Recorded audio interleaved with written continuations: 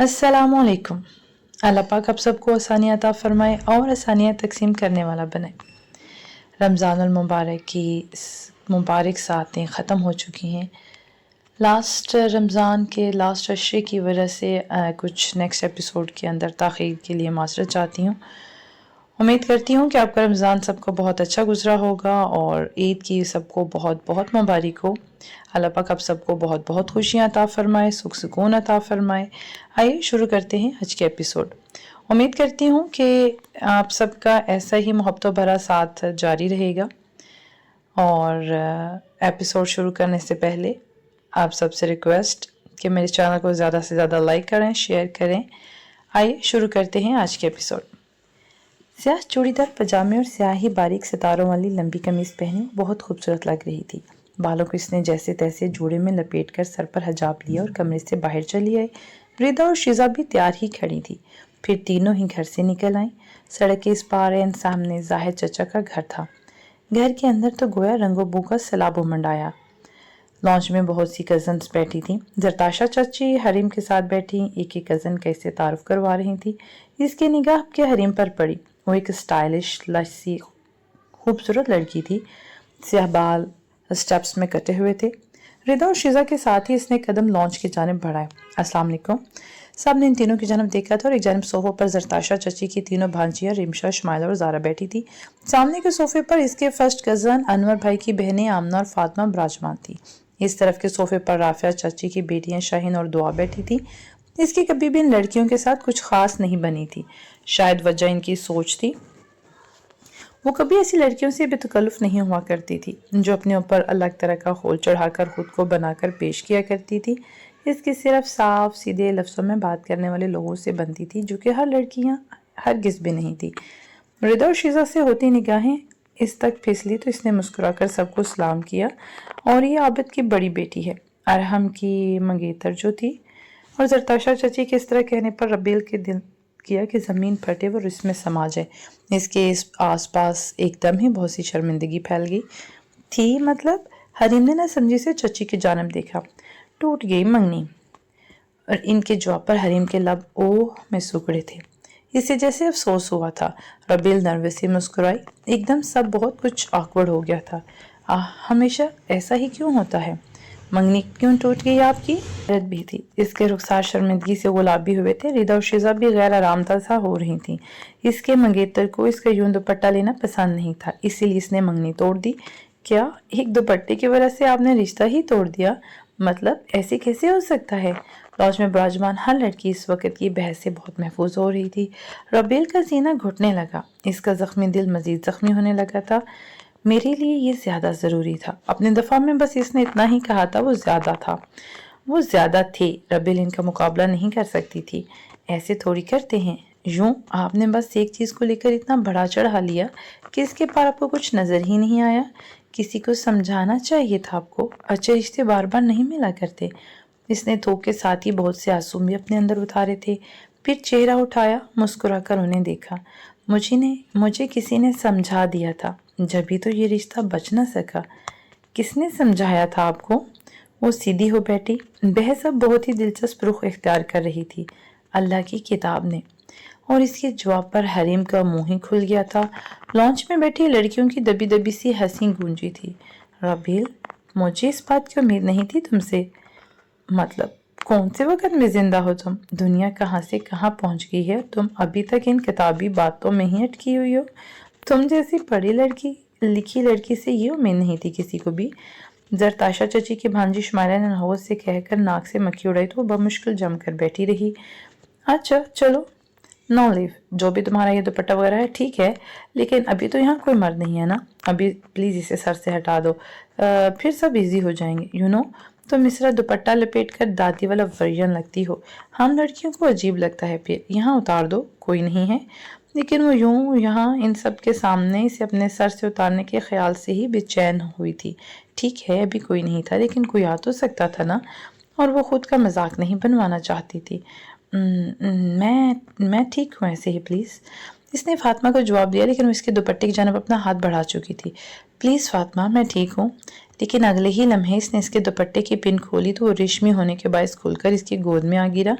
بال جو جوڑے میں باندھے ہوئے تھے کندھوں پر پھسل گئے۔ اسی وقت اقبال جانے کہاں سے پیچھے آ کھڑا ہوا تو اس کا سانس لمحے بھر کو رک گیا۔ جلدی سے اس نے دوپٹہ ایک بار پھر سر پر لیا اور عجلت میں اٹھ کھڑی ہوئی۔ ریشمی دوپٹہ اس کے ریشمی بالوں کے باعث بار بار پھسل کر گر رہا تھا۔ اس کے ہاتھ کانپنے لگے تھے۔ وہ جلد بازی میں باہر کی جانب بڑھنے لگی تو سائڈ ٹیبل پر رکھے شیشے کے گلدان سے ٹکرا گئی۔ چھن چھن شیشے ٹوٹ کر سارے لانچ میں بکھر گئے تھے۔ اس نے مڑ کر پیچھے دیکھنے کی بجائے تیز لرزتے قدموں سے لان عبور کیا اور دوپٹے کو کس کر پکڑے اپنے گھر کی جانب آ گئی۔ دل اس قدر تیزی سے دھڑک رہا تھا، لگتا تھا کہ ابھی باہر آ جائے گا۔ آنکھوں سے بے اختیار گرم گرم آنسو پھسل کر رخسار پر گر رہے تھے۔ اس قدر توہین، اس قدر ہتک اور اس قدر تمسخر۔ اس نے چند ہی لمحوں میں سہ لیا تھا کہ اس کا سینہ اب کی تکلیف سے گھٹنے لگے گا۔ وہ لان سے بھاگتی ہوئی گھر کے اندر داخل ہوئی تو ٹھٹک کر رک گئی۔ سامنے ہی وہ اپنے سیاہ سے شیڈ کے برعکس آج سفید ٹی شرٹ پر بھوری جیکٹ پہنے ہمیشہ کی طرح وجیح لگ رہا تھا۔ دھیمی آواز میں رامین سے کوئی بات کرتے ہوئے اس نے کچھ محسوس کر کے یکدم چہرہ پھیرا اور پھر اگلے ہی لمحے اس کے ابرو حیرت سے اوپر کو اٹھے۔ اس سیاہ جھلملاتی قمیص پر وہ جھلملاتی آنکھیں لیے اسے ساکت کر گئی تھی۔ اس کی آنکھیں سرخ متور ہو رہی تھیں۔ دوپٹہ کس کے تھوڑی کی جانب سے پکڑے وہ اس سمے سے بہت بکھری بکھری سی لگی تھی۔ رامین نے بھی حیرت سے اسے دیکھا تھا۔ کیا ہوا؟ تم پھر اتنی جلدی واپس کیوں آ گئی؟ انہوں نے اب کے سخت تیش چڑھا کر پوچھا تھا۔ اس نے کچھ بولنا چاہا لیکن لب لرز کر رہ گئے۔ آنکھوں کی سرخی ضبط کے باعث گہری ہونے لگی تھی۔ کیا ہوا ہے؟ اتنی جلدی کیوں واپس آ گئی ہو؟ یقیناً پھر کوئی بدمزگی ہو گئی ہوگی تمہاری وجہ سے۔ رابیل، تمہیں کتنی دفعہ سمجھایا ہے میں نے کہ پلیز اب بس کر دو یہ سب۔ ہر دفعہ کیا تماشا کھڑا کرنا لازمی ہے؟ اور اس کا دل اس سمے اس قدر بھر آیا تھا، لگتا تھا پھٹ جائے گا، لیکن وہ مٹھی بھینچے کھڑی رہی۔ دوپٹہ جو تھوڑی سے پکڑ رکھا تھا چھوڑ دیا، چہرے کے طرف میں لٹے بکھر گئیں۔ میری طبیعت ٹھیک نہیں ہے ماں، میں کمرے میں۔ چاچی، میں دراصل رابیل کو ہی لینے آیا تھا، کیا میں اسے لے جاؤں؟ اس کے اس قدر سعادت مندی سے پوچھنے پر جہاں رامین کو خوشگوار سی حیرت ہوئی، وہیں رابیل نے آنکھیں پھلا کر اسے دیکھا۔ یوں لگتا تھا گویا اس نے لمحوں میں بیٹھے بیٹھے اسے لے جانے کا فیصلہ کیا ہو۔ مجھے نہیں۔ ہاں بیٹا، ضرور لے کر جاؤ۔ ویسے بھی اس کا دماغ آج کل بہت زیادہ خراب رہنے لگا ہے، بہتر ہے کہ یہ اس گھر سے کچھ لمحوں کے لیے باہر نکل جائے۔ اس کی جانب دیکھ کر ہلکی سے سختی کے ساتھ کہا تو وہ بے بسی سے ماسک کو دیکھ کر رہ گئی۔ اسے وہ اس وقت بہت برا لگا تھا، لیکن وہ اس کی جانب متوجہ تھا ہی نہیں۔ اس نے شکستہ قدم کمرے کی جانب بڑھایا اور لرزتے ہاتھوں سے عبایا پہننے لگی۔ عبایا پہنتے ہی اسے احساس ہوا کہ وہ واقعی یہاں سے بہت دور چلی جانا چاہتی ہے، اس گھر سے، اس گھر کے مکینوں سے۔ اور پھر کچھ لمحوں کے بعد وہ خاموشی سے اس کے برابر والی سیٹ پر بیٹھی ضبط سے باہر دیکھ رہی تھی۔ محض نے بھی اسے متوجہ کرنا مناسب نہ سمجھا، خاموشی سے ڈرائیو کرتا رہا۔ اگلے ہی لمحے وہ اس کے پیچھے پیچھے خاموشی سے چل رہی تھی۔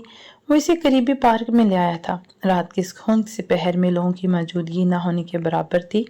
وہ خاموشی سے سینک بینچ پر آ بیٹھا تو رابیل بھی اس کی تقلید کرتے ہوئے اس بینچ پر آ بیٹھی تھی۔ درمیان میں نامحسوس سا فاصلہ تھا۔ چند پل کوئی نہ بولا۔ کیوں لے کر آئے ہو تم مجھے یہاں؟ اس کی آواز اب بھی پھٹی پھٹی سی تھی۔ ماس نے خاموشی سے اس کی آنکھوں کو دیکھا۔ وہ اس کی ایسے دیکھنے پر لمحہ بھر کو کسمسائی تھی۔ تم رو لو رابیل۔ وہ اس کی اگلی بات پر اس نے حیران ہو کر چہرہ اٹھایا۔ وہ نرم نگاہوں سے اسے ہی دیکھ رہا تھا۔ تم میرا مذاق اڑا رہے ہو؟ اس کی آنکھوں میں ایک بار پھر سے نمی تیرنے لگی۔ ماس نے گہرا سانس لیا، پھر اسے دیکھا۔ تمہیں لگتا ہے میں تمہارا مذاق اڑا رہا ہوں؟ اس نے ایک دم اتنے مان سے پوچھ لیا تھا کہ رابیل کا دل جو پہلے ہی بوجھل تھا مزید بوجھل ہونے لگا۔ اگر وہ اسی طرح دیکھتا رہا تو وہ خود پر قابو کیسے رکھے گی؟ مجھے کوئی رونا وونا نہیں ہے، مجھے گھر جانا ہے، وہ بے ساختہ کہہ کر اٹھ کر آگے بڑھنے لگی تو ماس نے اس کی کلائی تھامی۔ وہ اپنی ہی جگہ پر ساکت ہو گئی تھی۔ آنکھوں کی نمی سوا ہونے لگی۔ اس نے نرمی سے اسے پیچھے کیا اور پھر دوبارہ بینچ پر لا بٹھایا۔ وہ بے بسی سے ایک بار پھر سے بیٹھ گئی تھی۔ میں نے کہا نا، رو لو تم آرام سے، اتنا سب کچھ اندر نہیں رکھتے اپنے۔ تکلیف بڑھ جائے تو جان لے لیتی ہے، رونا انسان کو صحت مند رکھتا ہے۔ رو لو تم، میں بیٹھا ہوں یہاں۔ تم بھی مذاق اڑاؤ گے میرا؟ سب میرا مذاق اڑا رہے ہیں، کسی کو میری تکلیف کا کوئی اندازہ نہیں، کوئی بھی میرے نظریے سے نہیں سوچ رہا، سب کو اپنی زبان کا چٹخارا چاہیے۔ بولنے سے پہلے ایک دفعہ بھی اگر سوچ لیں یہ لوگ تو کبھی اتنی اذیت نہ ہو مجھے۔ تم بھی سب جیسے ہو، تم بھی میرا مذاق اڑاؤ گے؟ مجھے پتہ ہے سب کا۔ اور اگلے ہی پل وہ آنکھوں پر بچوں کی طرح بازو رکھے رو رہی تھی، پھوٹ پھوٹ کر، اندر پلتی اذیت کو جیسے بہت دنوں بعد کسی کے سامنے نکلنے کا موقع مل گیا تھا۔ اس کا تھکا تھکا سا دل اب کے پوری شدت سے بھینچ رہا تھا۔ معاذ گھٹنوں پر کوہنیاں رکھے، ہتھیلیاں باہم ملائے جھک کر بیٹھا تھا اور وہ بچوں کی طرح رو رہی تھی۔ پھر بازو سے ہی آنکھیں صاف کرنے لگی تو معاذ سیدھا ہو بیٹھا، ہتھیلی پر لپٹا رومال کھول کر اس کی جانب بڑھایا، پھر اس کی طرف دیکھا۔ اس نے چونک کر معاذ کی جانب دیکھا۔ اس کی سرمئی آنکھوں میں نرمی تھی، صرف نرمی۔ رابیل نے بہت دنوں بعد کسی کی آنکھوں میں اپنے لیے آج نرمی دیکھی تھی۔ اس کا لرزتا دل آہستہ آہستہ سنبھلنے لگا تھا۔ اس نے ہاتھ بڑھا کر اس کا رومال تھاما اور پھر آنسو صاف کرنے لگی۔ کیا ہوا تھا؟ اس کے پوچھنے پر رابیل نے سے نگاہ چرائی، چہرہ جھکا لیا۔ کچھ نہیں۔ کسی نے بدتمیزی کی؟ کچھ کہا؟ یا اللہ، وہ ایسے کیوں پوچھ رہا تھا؟ اس کا دل بے اختیار ہی اس کی جانب کھنچنے لگا تھا۔ اسے یہ والے معاذ کی عادت نہیں تھی۔ کچھ نہیں ہوا، بس ویسے ہی، چھوڑو۔ ہر وقت باتوں کو بس سے پشت نہیں ڈالتے رابیل۔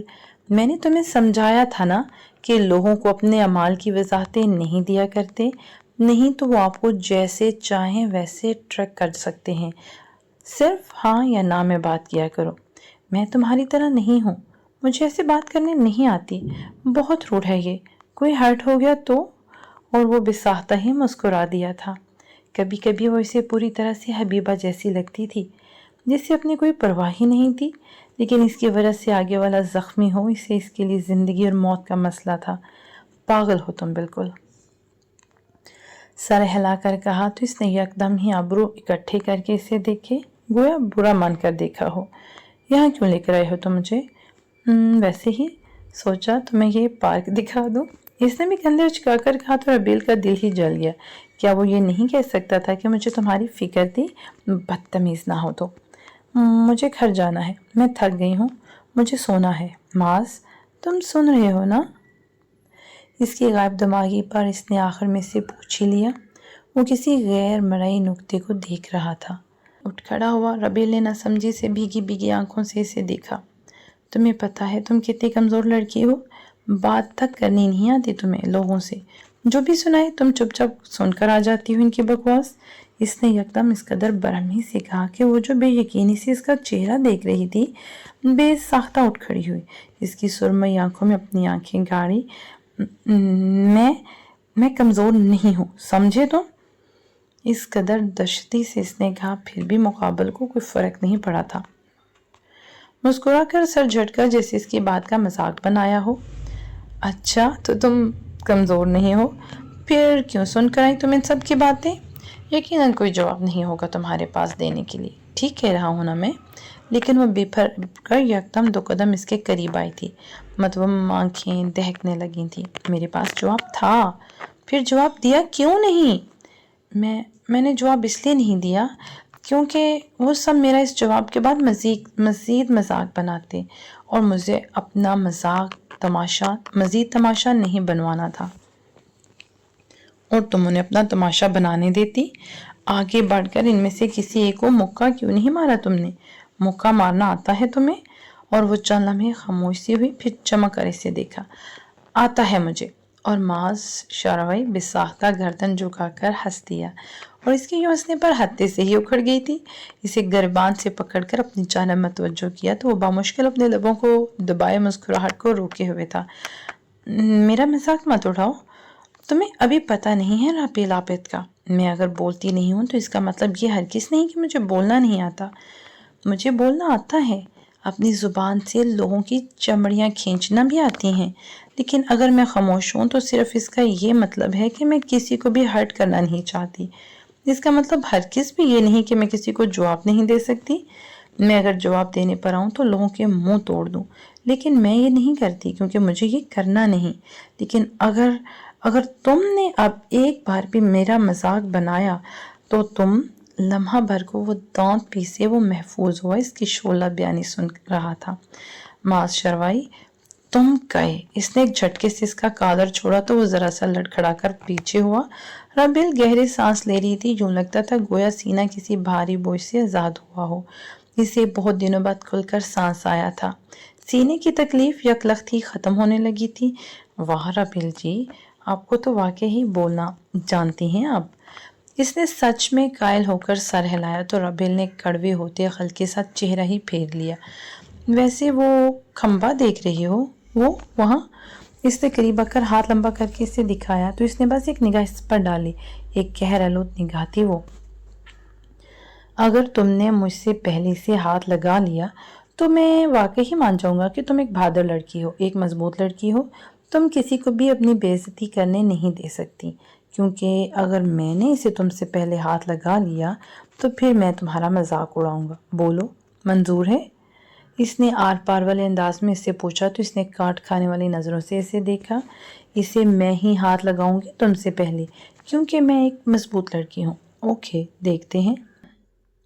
اور اگلے ہی لمحے وہ دونوں ایک ساتھ اس دور کھڑے کھمبے کی جانب بھاگے تھے۔ ماضی سے چند قدم آگے تھا اور پوری قوت سے بھاگتی ہوئی اس کے پیچھے۔ اس سمے پارک میں لوگ بالکل بھی نہیں تھے اور دو بے وقوف ایک کھمبے کو پہلے ہاتھ لگانے پر لڑ رہے تھے۔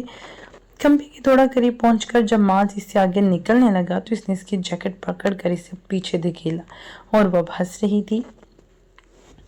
ماذ اپنے ہی پیروں میں الجھا اور گر گیا۔ وہ اسے اٹھانے یکدم پیچھے آئی تو اسے ڈانٹ دے کر ایک دفعہ پھر سے بھاگ اٹھا۔ ماذ، بدتمیز!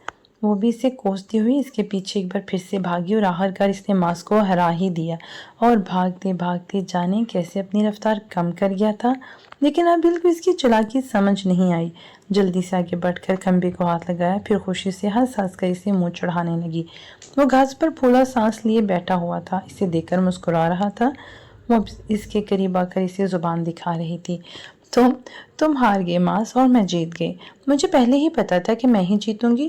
تم مجھ سے زیادہ تیز نہیں بھاگ سکتے، کیونکہ جن کا قد چھوٹا ہوتا ہے وہ تیز بھاگتے ہیں، اور تم… وہ کہتے کہتے رکی، پھر ہنس پڑی۔ کچھ یاد آ گیا تھا اسے۔ تم تو بیچ میں گر بھی گئے تھے۔ اوف، کتنے عجیب لگ رہے تھے تم گرتے ہوئے۔ وہ پیٹ پر ہاتھ رکھے گردن پیچھے پھینک کر ہنستی ہی جا رہی تھی۔ وہ اسے دیکھ کر مسکرا رہا تھا۔ پھر قریب چلی آئی، ماذ کو ہاتھ دے کر اٹھایا۔ رابیل کا چہرہ دیکھ کر اسے بے ساختہ ہی شرارت سوجی تھی۔ آہ! اس کی کرہ پر اس نے چون کر اسے دیکھا۔ ٹھیک ہو نا تم؟ کیا ہوا؟ کہیں لگ گیا کیا تمہیں؟ اس نے بے اختیار ہی پریشان ہو کر پوچھا تو ماذ نے شکل اور بیچاری بنا لی۔ ماتھے پر گرتے بال ہولی ہولی ہوا سے اڑ رہے تھے۔ ہاں، شاید گرنے سے ٹانگ پر چوٹ آئی ہے۔ اوہ، زیادہ درد تو نہیں ہو رہا؟ ہو رہا ہے۔ وہ اسے ساتھ لگائے بینچ تک لائی، اسے بٹھایا، پھر عین اس کے سامنے بیٹھی۔ جیسے ہی اس کی جینس کو ہاتھ لگایا، اس نے پیر بے ساختہ پیچھے کیے تھے۔ رابیل نے چون کر اسے دیکھا، لیکن وہ گھٹنوں پر ہاتھ رکھے ذرا آگے جھکا اور آنکھیں پھیلائے اسے ہی دیکھ رہی تھی۔ تو یہ ثابت ہوا کہ مس رابیل بہت مضبوط ہیں۔ روتے ہوئے بھی اچھی لگتی ہو، لیکن رلاتے ہوئے زیادہ اچھی لگو گی۔ آئندہ کبھی کسی کی بکواس سن کر نہ آنا۔ لوگ رلائیں تو تم بھی انہیں رلا کر آنا۔ وہ نرمی سے کہہ رہا تھا تو چہرے کی سنجیدگی واپس لوٹ آئی۔ وہ یکٹک اسے دیکھ رہی تھی۔ اور اگر ایسے میں کسی نے مجھے نقصان پہنچانے کی کوشش کی تو؟ مجھے مکہ مارنا نہیں آتا۔ ماذ نے اس کے دونوں ہاتھ تھامے، اس کے یکساں ہاتھ اب ماذ کی مضبوط ہتھیلیوں میں تھے۔ وہ سانس روکے دیکھ رہی تھی اسے۔ پھر ماذ اسے خود دیکھ لے گا، تمہیں اس کے آگے کی فکر کرنے کی ضرورت نہیں۔ تمہیں بس لوگوں کو اتنی اجازت نہیں دینی کہ وہ آئیں اور تمہیں ہرٹ کر کے چلے جائیں۔ تم نے اپنے لیے خود سٹینڈ لینا ہے۔ آئندہ تم نے رلا کر آنا ہے رابیل۔ میں تمہیں اب یوں شکستہ سا روتا ہوا نہ دیکھوں۔ اور اسی وقت ان سرمئی آنکھوں سے محبت ہوئی تھی۔ وہ آنکھیں گہری تھیں، اسے لگا وہ ڈوب جائے گی۔ میں آئندہ کبھی بھی کسی کو اتنی اجازت نہیں دوں گی ماذ۔ میں اب کبھی کسی کو مجھے ہرٹ کرنے نہیں دوں گی۔ اس نے آنکھوں کے سحر میں ڈوبتے ہوئے بے ساختہ کہا تو وہ مسکرایا، وہی ہلکی سی اپنائیت بھری مسکراہٹ، کیونکہ تم اب صرف تمہاری نہیں ہو، تم اب میری ہو۔ یہ لفظ کہہ کر اس نے رب العبد کو آج کہیں اپنے اندر ہی قید کر لیا تھا۔ اسے اپنے ساتھ ہی لے کر اٹھا تو اس نے گردن جھکا کر اس کی ٹانگ کو دیکھا۔ ماس جو اس کی نظروں کے زاویے کو ہی دیکھ رہا تھا، یکدم اپنی امڑتی مسکراہٹ روکی۔ رابی نے مشکوک سی آنکھیں چھوٹی کر کے دیکھا تھا اسے۔ تمہاری تو ٹانگ میں درد تھا نا؟ ختم ہو گیا؟ جنگلی خر۔ اس کی بہت مدھم سی سرگوشی پر وہ ایک بار پھر سے اپنی امڑتی مسکراہٹ سمیٹ رہا تھا۔ وہ دونوں ساتھ چلتے اب کی اس دھن میں نظروں سے اوجھل ہوتے جا رہے تھے۔ ربیل مسلسل اسے کوس رہی تھی اور وہ مستقل سر نفی میں ہلا کر اس کی ہر بات کو رد کرتا جا رہا تھا۔ اس خونک سی رات میں دور کہیں تاروں کے پار حبیبہ اداسی سے مسکرائی تھی، کیونکہ ان کے دونوں بچے آج خوش تھے۔ اب اس کے ساتھ گاڑی میں بیٹھے اس کا دم نہیں گھٹ رہا تھا، نہ ہی دل تنگ ہو رہا تھا، اور نہ ہی اب کہ وہ ہونٹوں کو سکیڑ کر اپنے آنسو ضبط کرنے کی کوشش میں ہلکان ہو رہی تھی۔ اب کہ اس کا دل پرسکون تھا، سانسیں ہموار تھی اور آنکھوں میں بکھری نمی فطری سی تھی۔ اس نے ایک نگاہ پھیر کر ماس کو دیکھا، وہ مکمل طور پر ڈرائیونگ کی جانب متوجہ تھا۔ اس کے ماتھے پر گرے سیاہ بال کھڑکی سے اندر گرتی ہوا سے ہولے ہولے پڑپڑا رہے تھے۔ ربیل کی نگاہیں اس کے اسٹیئرنگ کو پکڑے ہاتھوں پر پھسلیں۔ اس کے ہاتھ محنت کرنے کے عادی لگتے تھے۔ دور سے دیکھنے پر بھی صاف نظر آتا تھا کہ وہ ہاتھ سخت اور مضبوط تھے۔ اسے بے اختیار ارحم کے ہاتھ یاد آئے۔ اس کے ہاتھ نرم تھے، نرم اور محنت سے آری۔ دھیرے دھیرے اس کی نگاہیں واپس اس کے چہرے پر پلٹی تھیں۔ پرکشش نقوش لیے وہ کھڑا سا بندہ کب اس کے دل میں اترا، اسے پتہ ہی نہیں چلا۔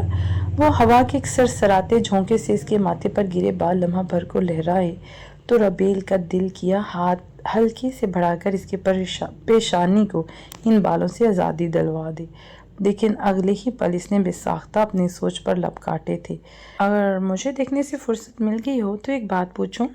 ربیل نے گڑبڑا کر رخ جلدی سے کھڑکی کی جانب پھیرا تھا، پلکیں تیزی سے جھپکائیں۔ اسے کیسے پتہ چل گیا؟ میں تمہیں نہیں دیکھ رہی تھی۔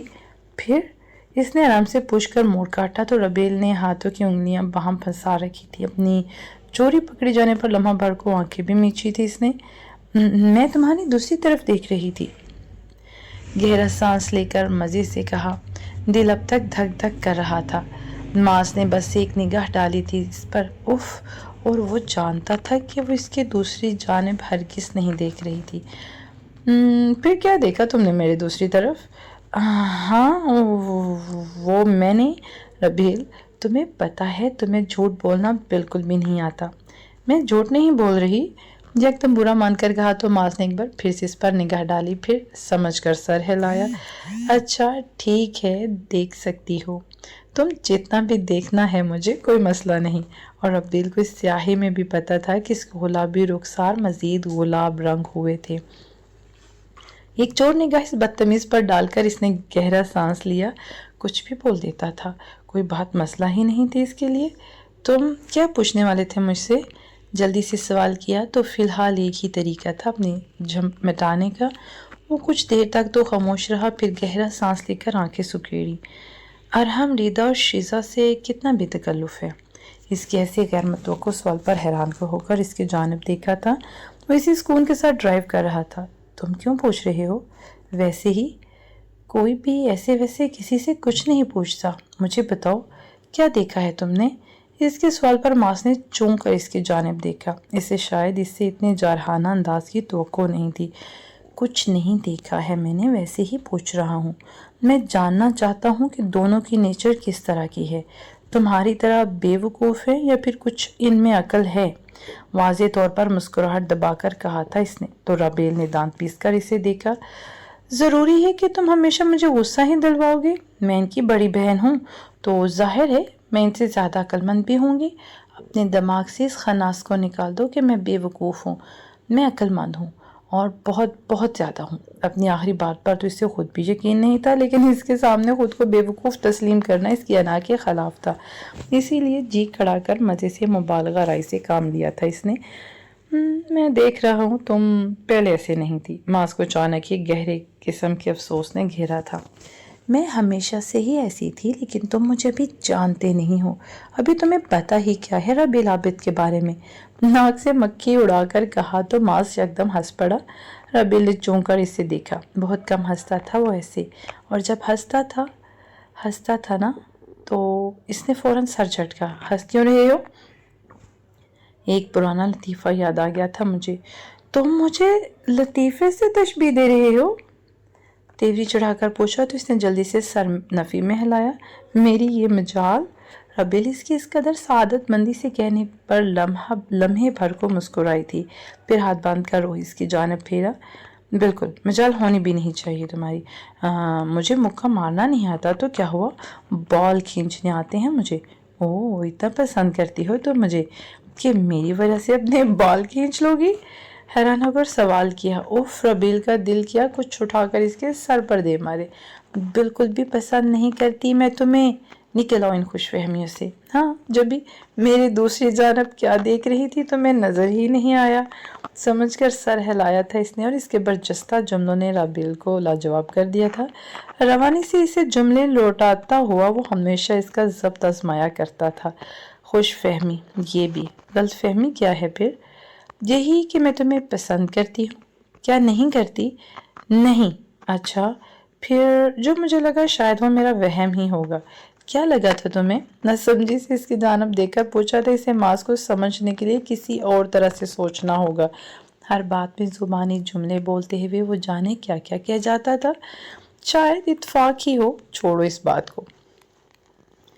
اس نے کندھے جھکا کر کہا تو ربیل کی سنجیدہ نگاہیں اب اس کے چہرے پر جم سی گئی تھیں۔ پھر وہ ہلکا سا مسکرائی تو ماس نے نہ سمجھی سے دیکھا تھا اس کی جانب۔ اس دنیا میں اتفاق نام کی کوئی چیز نہیں ہوتی ماس احمد شاروائی، سب کچھ طے شدہ ہوتا ہے، پری پلانڈ۔ یہ کس کا ڈائیلاگ ہے؟ اسے شک سا گزرا تھا کہ ایسی باتیں ربیل کو کرنی نہیں آتی، اتنا تو اسے پتہ ہی تھا، لیکن دوسری جانب ربیل جو سیدھی ہو کر بیٹھی تھی لمحہ بھر کو ٹھہری، بے یقینی سے اس کی جانب دیکھا۔ تمہیں نہیں پتہ یہ کس کا ڈائیلاگ ہے؟ ماس نے ابرو اکٹھے کر کے لاعلمی سے اس کی جانب دیکھا، پھر ہولی سے نفی میں سر ہلایا۔ تم واقعی نہیں جانتے کہ ولی احمد کون تھا؟ کیا واقعی؟ اب تک بے یقین تھی۔ ماس نے بیزار ہو کر گہرا سانس لیا تھا۔ کون ولی احمد؟ میں نہیں جانتا۔ تم کتابیں نہیں پڑھتے کیا؟ نہیں۔ اور لمحے کے 1000ویں حصے میں سے سمجھ آ گیا تھا کہ ربیل کس کی بات کر رہی تھی۔ سر نفی میں ہلا کر اس نے ایک بار پھر سے گہرا سانس لیا تھا۔ دوسری جانب اب کہ وہ اپنی پوری تیاری کر رہی تھی اس سے ولی احمد سے متعارف کروانے کی۔ مجھے کوئی شوق نہیں ہے افسانوی کرداروں کی باتیں کر سننے کا۔ اور وہ جو انگلی اٹھائے ابھی سے کسی چھوٹے بچے کی طرح ولی احمد سے متعارف کروانے ہی لگی تھی، رک گئی۔ کھلے لب بند کر لیے، لیکن پھر یکدم ہی اس کی آنکھوں میں شرارت سی چمک آئی۔ بند لب پھر سے کھول لیے۔ اسے کیا لگا تھا کہ ربیل اتنی آسانی سے مان جائے گی؟ جانتے ہو کیسا دکھتا تھا وہ؟ یہ لمبا نسواری آنکھوں والا، ہائے سنجیدگی سے ابرو اٹھا کر دیکھتا تھا نا تو ساری لڑکیوں کے دل رک جایا کرتے تھے۔ تمہیں پتہ ہے میرا کرش ہے ولی احمد، اتنا ہینڈسم اور اتنا پیارا بندہ میں نے زندگی میں کبھی نہیں دیکھا۔ وہ جس طرح اپنی محبت کی حفاظت کرتا تھا اور جیسے وہ اپنی بیوی کے ساتھ نرم رہتا تھا، اوف میں کیا کروں، مجھے تو ولی احمد ہی چاہیے۔ آخر میں افسوس سے ہلکی سی آواز میں کہا تو ماس نے یکدم زور سے ہارن بجایا۔ وہ اس آواز پر اچھلی تھی، پھر چونک کر اس کی جانب دیکھا اور اگلے ہی لمحے اس پر آشکار ہوا کہ وہ بے اختیار ہی جیلس ہوا تھا۔ مسکراہٹ دبا کر اس نے اب کے ذرا اس کی جانب جھک کر دیکھا۔ کیا تم مجھے کہیں سے ولی احمد لا کر دے سکتے ہو ماس؟ انتہائی معصوم آواز میں آ کے چپکا کر پوچھا۔ ماس نے کڑوی نگاہ اس پر ڈالی تھی۔ ہاں بالکل، کیوں نہیں، کہیں سے ملے تو صحیح مجھے۔ لیکن اس کا اگلا جملہ دھمکی آمیز تھا۔ کہیں ملے تو صحیح مجھے، گردن ہی نہ مروڑ دی میں نے اس کی تو۔ اور ربیل پیچھے ہو کر بے ساختہ ہنسی تھی، منہ پر ہاتھ رکھیا وہ کھڑکی کی جانب چہرہ پھیرے دل کھول کر ہنس رہی تھی۔ بند کرو اب یہ ہنسنا۔ اس کی تنبیہ نے ربیل کو مزید ہنسنے پر مجبور کیا تھا۔ ہنس ہنس کر سرخ ہوتے چہرے کے ساتھ اس نے پلٹ کر ماس کو دیکھا۔ وہ ویسے ہی خاموشی سے ڈرائیو کر رہا تھا، چہرے کے زاویے بگڑے سے تھے، لیکن ربیل کی شرارت ابھی ختم نہیں ہوئی تھی۔ ایک بار پھر سے اس کی جانب تھوڑا سا جھک کر بہت ہلکی آواز میں کہا، جانتے ہو ماس، تم جیلس ہو رہے ہو۔ اس نے ایک نگاہ اس پر ڈالی، آنکھوں میں دنیا جہاں کی معصومیت سمیٹے وہ اس سمے بہت پیاری لگ رہی تھی۔ جی نہیں، تمہیں لگتا ہے کہ میں ایک افسانوی کردار سے جیلس ہوں گا؟ تمہیں لگتا ہے کہ میں اتنا غیر سنجیدہ انسان ہوں؟ سوالیہ ابرو اٹھا کر اسے دیکھا تو ربیل نے بمشکل ہنسی رو کر سادگی سے سر اس بات میں ہلا دیا۔ کچھ بھی نہیں ہے ایسا، تمہارے کان بھی سرخ ہو رہے ہیں۔ لیکن وہ اسے سن ہی نہیں رہی تھی، اپنے ہی کہی جا رہی تھی۔ میرے کان اس لیے سرخ ہیں کیونکہ میری دادی پٹھان تھی اور پٹھان لوگوں کے کان اکثر سرخ رہا کرتے ہیں۔ تمہاری سرمئی آنکھوں میں جلن صاف نظر آ رہی ہے، جانتے ہو؟ اور اب کہ بس اس نے ایک نگاہ ربیل پر ڈالی تھی اور اس نے بساختہ ہاتھ اٹھائے۔ اچھا بس اب نہیں، لیکن یہ کہتے ہوئے بھی بمشکل ہنسی روک رہی تھی۔ اس نے چہرہ ہی سامنے پھیر لیا، اس پر غصہ بھی آ رہا تھا اور پیار بھی، اسی لیے کوئی بھی کمزوری دکھائے بغیر اس نے مزید کوئی بات ہی نہیں کی۔ ہم کہاں جا رہے ہیں ماس؟ چند لمحوں بعد اب انجان راستوں کو گردن گھما کر دیکھتی پوچھ رہی تھی تو ماس نے ایک صاف ستھری سوسائٹی میں موڑ کاٹا اور پھر ایک گھر کے سامنے گاڑی روک کر اس کے جانب دیکھا۔ اسے ہی دیکھ رہی تھی۔ ملوانا ہے تمہیں کسی سے؟ اب وہ گاڑی کا دروازہ کھول کر باہر نکل رہا تھا۔ اس نے حیرت سے اسے اپنی جانب کا دروازہ کھولتے دیکھا۔ کس سے ملوانا ہے مجھے؟ ہے کوئی؟ آ جاؤ۔ گاڑی کی چابی جیب میں اڑس کر وہ آگے بڑھا تو ربیل نے بھی ایک قدم اس کے پیچھے بڑھا دیے۔ بڑے گیٹ کا چھوٹا سا دروازہ اندر کی جانب کھلتا تھا۔ اس نے گھر کے اندر قدم رکھا اور پھر آس پاس پھیلے باغ کو دیکھ کر وہ حیران رہ گئی۔ وہ پرانے طرز کا بنا گھر تھا۔ گیٹ سے لے کر داخلی دروازے تک پتھریلی سی روش پر بہت سے زر پتے بکھرے پڑے تھے۔ اس نے قدم آگے بڑھائے۔ ماس اب داخلی دروازے سے اندر جا رہا تھا، وہ بھی جلدی سے اس کے ساتھ آ ملی۔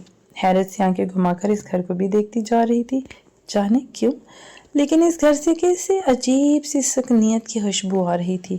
اب کہ وہ لانچ میں چلے آئے تھے، لانچ خالی پڑا تھا۔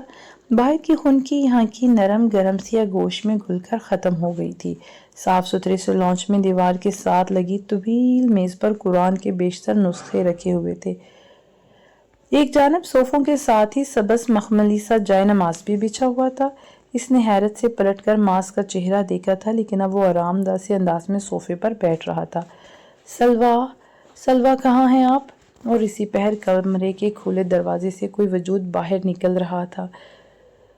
سبز مخملی جائے نماز جیسے رنگ کا جوڑا زیب تن کیے، چہرے کے گرد دوپٹہ لپیٹے وہ کوئی بہت خوبصورت سی لڑکی تھی۔ ربیل کی آنکھیں اسے دیکھتے ہی پھیل گئی تھیں، یوں لگتا تھا گویا اس کے سامنے حبیبہ کھڑی ہوں۔ چند لمحے لانچ میں سناٹا چھا گیا۔ آپ؟ ہاں میں ماس کی خالہ ہوں، سلوہ انصاری۔ آؤ نا رابی، وہاں کیوں کھڑی ہو؟ خالہ؟ اسے اب تک یقین نہیں آ رہا تھا کہ اس قدر مماثلت پر اس کے حواس گنگ ہو گئے تھے۔ ماس اس نے بھی ایک پل کو گردن پھیر کر اسے دیکھا۔ ہاں، وہ مسکرا کر پاس چلی آئیں۔ اس کا ہاتھ تھاما۔ ربیل نے آج سے پہلے کبھی اتنا نرم ہاتھ نہیں چھوا تھا، یوں لگتا تھا گویا اس نے مخملی سا یخ لباس چھو لیا ہو۔ آؤ نا۔ اب وہ اسے ہاتھ سے تھامے لانچ میں رکھے صوفوں کی جانب لا رہی تھی۔ وہ سن ہوئے بنا کوئی تاثر دیے اس کے ساتھ کھینچی چلی آئی۔ اس گھر سے آتی سکنیت کی خوشبو اب کچھ اور گہری ہو چلی تھی۔ محض یہ خیال کہ وہ قرآن پڑھنے والوں کا گھر تھا، قرآن کے ساتھ زندہ رہنے والوں کا آشیانہ تھا، قرآن کے ساتھ سانس لینے والوں کا ٹھکانہ تھا، محض اس ایک خیال نے اس کا دل روب سے بھر دیا تھا۔ محض اس ایک خیال نے اس کی رگوں میں دوڑتے لہو کو مزید گرم کر دیا تھا۔ اس سے ہمیشہ قرآن پڑھنے والوں اور قرآن کے ساتھ زندگی گزارنے والوں کے ساتھ اپنے رونگٹے کھڑے ہوتے محسوس ہوتے تھے۔ کیا لوگ ہوں گے وہ جو اس قرآن کی آیتوں کی گردان کرتے ہوئے اپنے دن رات گزارتے ہوں گے؟ آخر کیا لوگ ہوں گے وہ جو اللہ سے بات کرنے کا طریقہ جانتے ہوں گے، اللہ کی عظمت کا علم رکھتے ہوں گے؟ ایسے لوگ بلا شبہ عام لوگ نہیں تھے۔ وہ بھی اب ان عام لوگوں میں سے نہیں رہی تھی، اور وہ بھی قرآن والی تھی۔ اس قرآن کی بھاری ذمہ داری کو محسوس کرتے بے ساختہ ہی اس کے کندھے بھاری ہو چلے تھے، دل یکدم بوجھل ہو گیا تھا۔ کیسی ہو؟ وہ محبت سے اس کا ہاتھ اپنے ہاتھوں میں قید کیے اس پر اپنی سب آنکھیں جمائے پوچھ رہی تھی۔ اسے جواب دینے میں ذرا تھوڑا سا وقت لگا۔ میں ٹھیک ہوں، آپ کیسی ہیں؟ میں ٹھیک ٹھاک۔ ماس نے مجھے صبح ہی بتایا تھا کہ وہ تمہیں لے کر آئے گا مجھ سے ملوانے، لیکن اس نے مجھے کوئی وقت نہیں بتایا تھا، اسی لیے میں نے سارا دن تم لوگوں کا انتظار کرتی رہی۔ فائنلی رات کے اس پہر وہ تمہیں لے ہی آیا۔ ساتھ ایک خفا نگاہ ماس پر بھی ڈالی۔ صبح کا بول کر وہ اسے رات میں لے کر آ رہا تھا، اور افسوس تو یہ تھا کہ اسے کسی بات کا افسوس ہی نہیں تھا۔ ڈیٹو کے سردار کی اعلیٰ مثال بنے دونوں ہاتھوں کو صوفے کی پشت پر پھیلا کر بیٹھے وہ واقعی ہی ماس لگ رہا تھا۔ سلویٰ نے برا سا منہ بنا کر اسے دیکھا، اور پھر ربیل تک سفر کرتے ہی ان کے چہرے پر پیاری سی مسکراہٹ بکھر گئی۔ ماس نے مجھے بتایا کہ تم قرآن کی طالبہ ہو؟ وہ مسکرا کر گرم جوشی سے پوچھ رہی تھی۔ ربیل ان کے ایسے انداز پر لمحہ بھر کر مسکرائی تھی۔ جی، میں قرآن کی طالبہ ہوں، اور آپ؟ اس کے یکدم پوچھ لینے پر وہ بے ساختہ ہنستی تھی۔ پیاری لگتی تھی وہ ہنستے ہوئے۔ ربیل آنکھیں پھیلائے ان کی پاکیزہ سی خوبصورتی کو دیکھے گی۔ قرآن کی اساتذہ ہوں۔ مجھے پتہ نہیں کیوں ایسے لگ رہا ہے کہ ہماری آگے ٹھیک ٹھاک جمنے والی ہے۔ یہ ماس، اس سے تو میری کبھی بنی ہی نہیں، کیونکہ اسے ہمیشہ میری باتوں سے الرجی ہو جاتی ہے، اس لیے اب ہم اسے دیکھیں گے بھی نہیں۔ ہم خوب انجوائے کریں گے ایک دوسرے کی کمپنی۔ ربیل نے بے ساختہ ہنس کر ساتھ بیٹھے ماس پر نگاہ ڈالی۔ وہ ایسی نگاہ تھی کہ ماس مسکرائے بغیر رہ نہیں سکا۔ ہاں، ٹھیک کہا آپ نے، میری بھی اسے کچھ خاص نہیں بنتی۔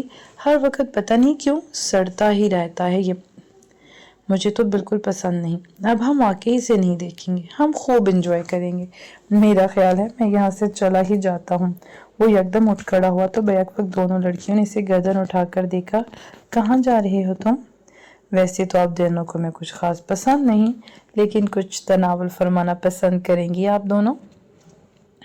اسے یوں خالی خولی سا بیٹھ کر بزاریت ہونے لگی تھی۔ سلویٰ ربیل کی آنکھیں بے ساختہ چمکی تھیں۔ کیوں نہیں، جو بھی بناؤ ہم دونوں کو مت بھولنا، اور خبردار جو تم نے ہمیں ڈسٹرب کرنے کی کوشش کی تو۔ اس نے گہرا سانس لیا اور کچن کی جانب چلا آیا۔ اس کے جاتے ہی سلویٰ اور ربیل نے مسکرا کر ایک دوسرے کو دیکھا تھا، پھر سلویٰ نے ہولے سے اس کا ہاتھ تھپکا۔ وہ ان کے یوں تھپکنے پر چونکی تھی۔ کیسی ہو؟ میں ٹھیک۔ حجاب، قرآن، نماز، میں جانتی ہوں یہ سب باتیں تمہیں ٹف ٹائم دے رہی ہیں۔ تمہاری آنکھوں سے لگ رہا ہے کہ کچھ وقت پہلے ہی بہت رو کر آئی ہو تم۔ مجھے بتایا تھا ماس نے تمہارے بارے میں، اور یقین کرو تب سے ہی تمہارا انتظار کر رہی تھی میں۔ تمہارے اور ماس کے نکاح میں تو میں شرکت نہیں کی میں نے، لیکن تم دونوں کے لیے خوش ہوں میں بہت۔ وہ ٹہرا صدا کا کھڑ، اور تم؟ اس کی تھوڑی کو پیار سے چھوا۔ دل میں گر کرنے کا ہنر رکھنے والی۔ ربیل ان کی باتوں پر لمحہ بلمحہ حیران ہو رہی تھی۔ دل پر جمع ہر بوجھ جیسے پانی بن کر بہنے لگا تھا۔ آپ کو کیسے پتا کہ میں؟ پتہ ہے، آنکھوں کی چمک بتا دیتی ہے ربیل کہ یہ خوشی کی نمی ہے یا تکلیف کی، اور شاید اسی لیے پتہ بھی چل گیا، کیونکہ ایک لمبے عرصے تک میں بھی یوں کمروں کے دروازے بند کر کے رویا کرتی تھی۔ مجھے پتہ ہے کہ رونے کے بعد آنکھیں کس قسم کا منظر پیش کر رہی ہوتی ہیں۔ آپ شروع سے ایسی نہیں ہیں۔ حبیبہ تائی تو اپنے آبائی گھر سے ہی اسلام سے بہت قریب تھیں، پھر آپ کو کس مخالفت کا سامنا تھا؟ اسے لمحہ بھر کو حیرت ہوئی تھی کہ کیا اس گھر میں تحلیل سکنیت کی خوشبو شروع سے ہی یہاں نہیں تھی؟ کیا اس خوشبو کو اس ماحول کا حصہ بنانے کے لیے سلویٰ نے اپنی جان ماری تھی؟ کیا کہف کا کوئی اور رخ ابھی سے دکھایا جانا باقی تھا مجھے؟ وہ لمحے بھر کو مسکرائی تھی۔ اس مسکراہٹ میں کچھ ٹوٹے کانچ سا تھا، کچھ بہت تکلیف دہ۔ مجھے خود کی مخالفت کا سامنا تھا، ابھی بھی ہے، ساری زندگی رہے گا۔ ساری زندگی جنگ لڑنی ہے میں نے۔ باہر کی مخالفت کا رخ بدل جاتا ہے ربیل، انسان کی اپنی مخالفت کا رخ تو قبر کی مٹی تک نہیں بدلتا۔ آخر میں ماس کی طرح ہی کندھے اچکائے، لیکن ربیل نہیں مسکرا سکی۔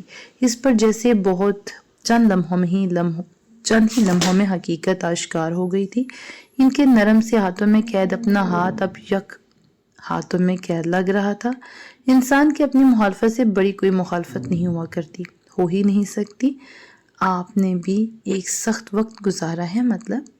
ہاں، گزارا تو ہے، بہت تکلیف دہ وقت گزارا ہے، لیکن ان آنسوؤں کا تکلیف کا ثمر بہت میٹھا ہے، بہت پرسکون، مطمئن اور دلوں کو راحت بخشنے والا۔ اب لگتا ہے میں نے خود کو ضائع نہیں کیا، اور اس احساس سے زیادہ آپ کے لیے کچھ بھی قیمتی نہیں ہے نا؟ اپنے ازلی پیارے سے انداز میں پوچھتے ہوئے سلویٰ کو مسکرانے پر مجبور کر گئی تھی، اور قیمتی احساسات انسان کی جان سینچ کر اس کے وجود کا حصہ بنتے ہیں۔ اس دنیا میں ہر گزرتے لمحے کے ساتھ ہمیں اس تکلیف کا احساس رہتا ہے، لیکن میں اللہ کی کتاب پڑھنے والوں کو کہتے سنا ہے کہ جنت میں داخل ہوتے ہی انسان اس دنیا کی ہر تکلیف کو بھول جائے گا۔ میں بس اس داخلے کی منتظر ہوں۔ مجھے یقین ہے کہ اس دروازے کو پار کرتے ہی میری ہر تکلیف خوشی میں بدلنے والی ہے۔ ربیل کی آنکھوں میں بے ساختہ کچھ پگھل کر گرا تھا۔ اپنے جیسے لوگوں کے ساتھ اٹھتے بیٹھتے انسان کو اندازہ ہوتا ہے کہ وہ کیا بنتا جا رہا ہے۔ انسان کی بیٹھک اس کا عکس ہوتی ہے۔ اسے بھی اس کا عکس نظر آنے لگا تھا۔ کبھی کبھی لگتا ہے کہ میں کبھی بھی وہاں تک نہیں پہنچ سکوں گی۔ کبھی کبھی لگتا ہے کہ میں کہیں درمیان میں ہی اپنا ساتھ چھوڑ دوں گی۔ مجھے کبھی کبھی بہت ڈر لگتا ہے سلوا۔ اس کے منہ سے سلوا نکلا کیونکہ یہی طے پایا گیا۔ جو وہ معاذ کے لیے تھیں وہی اس کے لیے بھی تھیں۔ مومن کی زندگی خوف اور امید سے عبارت ہوتی ہے ربیل۔ یہ احساس اس بات پر گواہی ہے کہ تم وہاں تک پہنچنے کے لیے ہر دن خود کو مارتی ہو۔ اللہ تمہاری کوشش دیکھے گا۔ کوشش کرنے والے پا لینے والے ہوتے ہیں۔ وہ ان کی بات پر مسکرائی تھی، پھر کتھئی چمکتی نمی سمیت انہیں دیکھا تھا۔ آپ واقعی قرآن کے اساتذہ ہیں، مجھے کوئی شک نہیں اب اس بات میں۔ وہ اس کی بات پر ہنسی تھی۔ ایسا کیوں لگا تمہیں؟ میں اکثر سوچتی ہوں کہ سب قرآن والوں میں مشترکہ بات کیا ہوتی ہے؟ ایسا ان میں کیا ہوتا ہے کہ وہ کہیں بھی ہوں، دنیا کے کسی بھی ملک کا حصہ ہوں، کسی بھی چھوٹی سی اور بڑی سی گلیوں سے گزرنے والے ہوں، وہ ہمیشہ ایک جیسے کیسے ہو سکتے ہیں؟ جانتی ہیں وہ ایک جیسے کیسے ہو سکتے ہیں؟ سلوا کی آنکھیں اسی پر جمی تھیں۔ وہ امید سے بھرپور ہوتے ہیں، وہ مایوس نہیں ہوتے۔ دنیا کے کسی بھی حصے میں رہتے ہوں لیکن ان کی امید سے بھرپور شخصیت تاریک اوقات کی تاریکی میں بھی جگمگا رہی ہوتی ہے۔ میں جن لوگوں سے قرآن پڑھ رہی ہوں وہ بھی آپ جیسے ہیں، اور اب مجھے سمجھ آیا کہ آپ سب بلکہ ہم سب ایک جیسے کیسے ہیں۔ ہم سب امید والے لوگ ہیں، ہم مایوس ہو ہی نہیں سکتے۔ اس نے پہلی بار سلوا کی سبز آنکھوں کو بہت باریکی سے نمی میں ڈوبتے دیکھا تھا، مگر ان کے لب مسکرا رہے تھے۔ وہی امید اور خوف کے درمیان زندہ رہنے والی طرز زندگی۔ واقعی ہم سب امید والے لوگ ہیں۔ ہم امید کو وجود میں لانے والے کے بندے ہیں۔ مایوسی ہمارے لیے کفر کے مترادف ہے۔ بلا شبہ ہم امید والے ہیں، ہم قرآن والے ہیں۔ آپ کے لانچ سے آتی وہ نرم گرم سی خوشبو مزید گہری ہو گئی تھی۔ انسانی امید کی مٹھاس بھی اس پرخنک سے ماحول میں تحلیل ہونے لگی۔ قدیم زمانوں کا سا کوئی سحر تھا جو ہر سو بکھرنے لگا تھا، اور ایک سحر کو اس جگہ کا احاطہ کرنے میں کتنا عرصہ لگا تھا۔ ربیل نے گہرا سانس لیا۔ وہ اب اندازہ کر سکتی تھی۔ اسی پہر اب اٹھ کر اسے اپنے قرآنی نسخے دکھا رہی تھی۔ ان کے پاس ہر طرز کا قرآنی نسخہ موجود تھا، سادہ ترجمے والا، بنا ترجمے والا، بھاری تفاسیر، محض قرآنی حاشیہ۔ غرض ان کے پاس ہر طرح کا نسخہ اس بات کی دلیل تھی کہ وہ واقعی قرآن کے اساتذہ تھیں، اور اب ربیل کو مسکرا کر ہر قرآن کی خصوصیات سے آگاہ کر رہی تھی، اور وہ بس نرم مسکراہٹ کے ساتھ ان سفید اوراق پر لکھے لفظوں کو چھو کر محسوس کر رہی تھی۔ اس میٹھے سے سحر کی خوشبو اب کے تیزی سے لانچ میں تحلیل ہونے لگی تھی۔ رات کی اس پہر وہ اقبال کے گھر سے واپس آئی تھی، اور تو رابی کے جانے کے بعد ماحول خاصا آکورڈ ہو گیا تھا، لیکن پھر بھی انہیں مجبوراً وہاں بیٹھ کر اپنی ربیل کی پوزیشن کلیئر کرنی پڑی۔ ریدا تو آتے ہی اپنے بیڈ میں گھس کر موبائل چلانے میں مصروف ہو گئی تھی، لیکن دوسری جانب شیزا اپنے گلے میں موجود باریک سی زنجیر کو 2 انگلیوں سے چھوتے کسی گہری سوچ میں غرق نظر آ رہی تھی۔ تمہیں پتہ ہے کہ تم اپنی بہن سے زیادہ خوبصورت ہو۔ ارحم کی بات پر اس نے چونک کر اسے پلٹ کر دیکھا تھا۔ وہ کب اس کے پیچھے آ کھڑا ہوا تھا اسے پتہ ہی نہ چلا۔ چونکہ تو تب جب اس کی آواز عقب سے ابھری۔ یہ اقبال کی مہندی والے دن کی کہانی تھی، اور شیزا جو اس واقعے کے بعد بری طرح ارحم کے رویے سے الجھ گئی تھی، کسی سے بھی اس کی بابت بات نہ کر سکی۔ نہیں ارحم بھائی، ربیل ہم سب میں خوبصورت ہے، بس اسے ٹھیک سے خود کو کمپوز کرنا نہیں آتا۔ اگر وہ خود کا خیال رکھنا شروع کرے تو ہم سب سے خوبصورت لگے۔